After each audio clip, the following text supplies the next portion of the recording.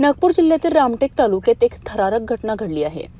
पवनी हिवरा बाजार मार्गावरील सावंगी रस्त्यावर सायंकाळी सुमारे 7 वाजताच्या सुमारास वाघाने एका शेतकऱ्यावर अचानक हल्ला केला। दिवाडू नारू कोकोडे राहणार खरपडा असे जखमी शेतकऱ्याचे नाव आहे। मिळालेल्या माहितीनुसार कोकोडे हे रस्त्यावरून जात असताना अचानक दबा धरून बसलेल्या वाघाने त्यांच्यावर झडप घातली। हल्ल्यानंतर त्यांनी जोरात आरडाओरड केली। त्यांचा आवाज ऐकून परिसरातील ग्रामस्थ तात्काळ घटनास्थळी धावलेत। ग्रामस्थांनी एकत्रित प्रयत्न करून वाघाला हुसकावून लावण्यात यश मिळवलं, मात्र या हल्ल्यात कोकोडे गंभीर जखमी झालेत। त्यांना तातडीने देवलोपार येथील रुग्णालयात दाखल करण्यात आलं आहे। सध्या त्यांच्यावर उपचार सुरू असून प्रकृतीबाबत अधिक माहिती अद्याप समोर आलेली नाही। या घटनेमुळे परिसरात भीतीचं वातावरण पसरलं आहे। नागरिकांनी वन विभागाने तात्काळ कारवाई करावी अशी मागणी केली आहे।